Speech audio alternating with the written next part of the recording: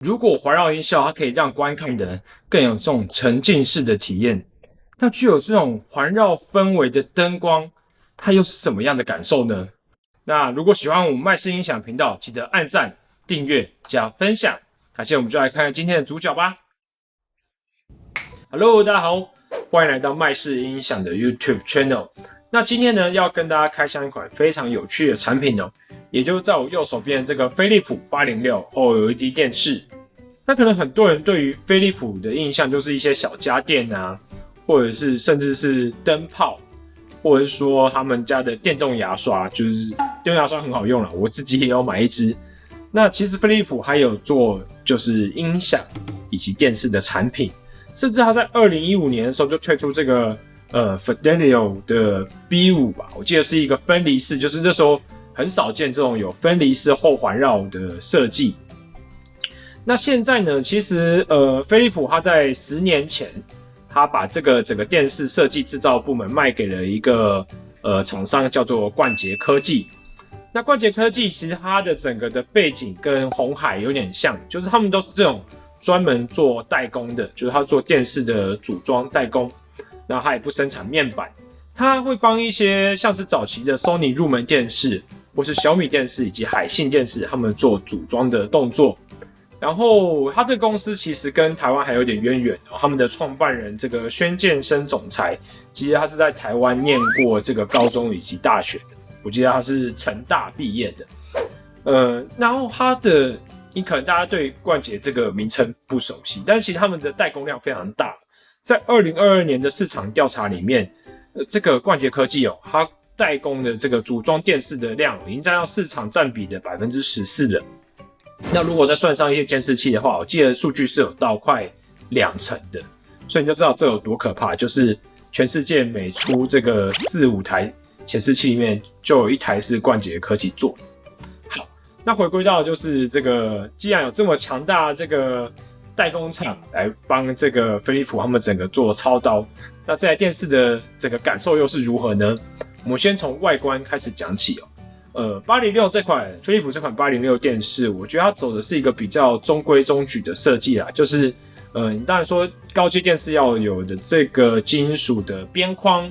然后 OLED 电视它本身的厚度就会比较偏，跟一般电视比也算比较薄嘛。那它的角座的部分，我觉得做的也算有质感，就是2个金属长条形的这个有质感的金属角座，高度应该不到2公分。它就可以撑起整个77寸的 OLED 电视。然后在背面的部分，你会看到，在806电视的后面，它会有一节一节的小白点，这个就是飞利浦他们独家这个 Ambilight 这个 RGB 的 LED 灯光。那还有什么功能，我们待会就会跟大家说清楚。然后接着我们讲到，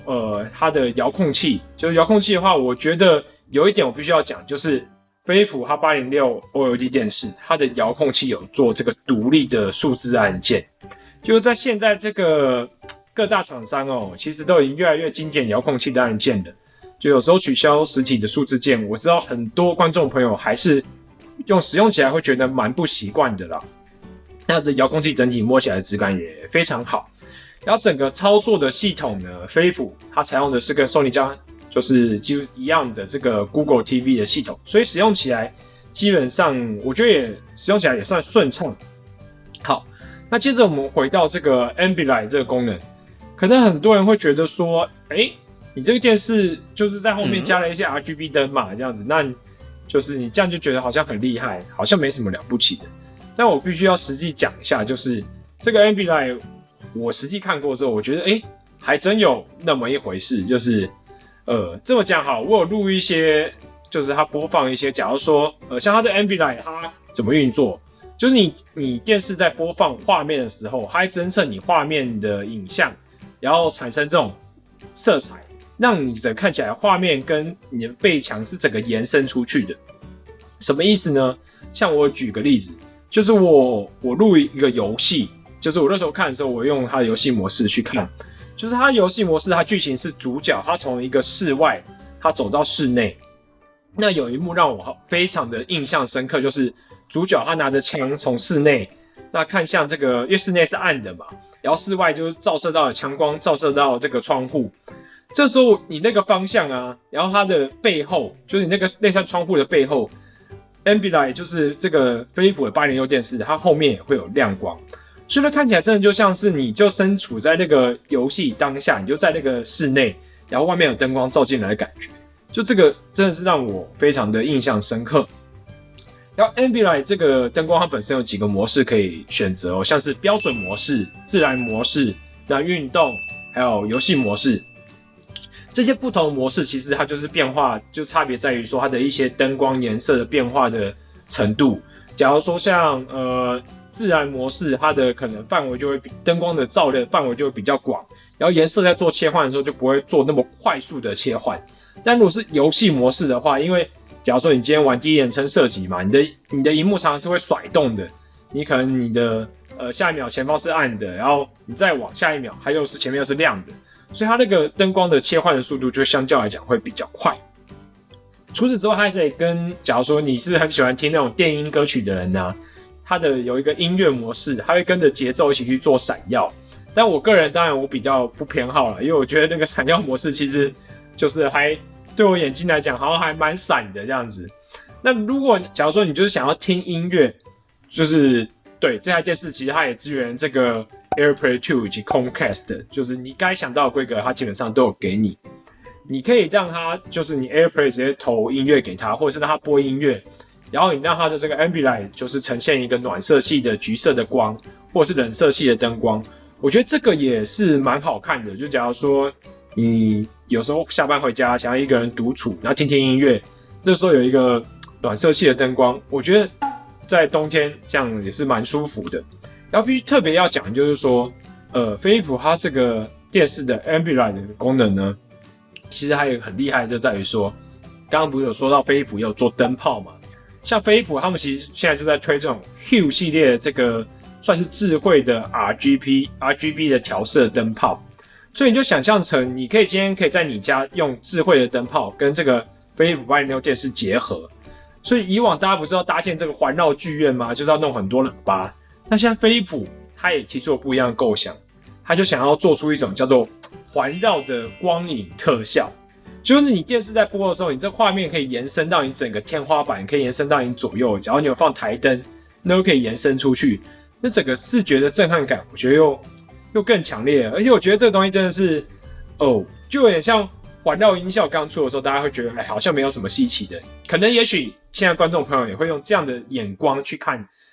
飞利浦这个技术。但我必须说，就是这个东西我自己是觉得它以后如果真的演变成一种就是跟环绕音效一样叫环绕的光影效果，就坐在电影的格式里面，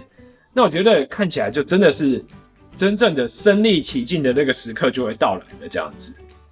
好，那我们刚刚讲完了它的就整个外观，然后它这个 Ambilight 的功能，我们接着来讲比较重要的接口。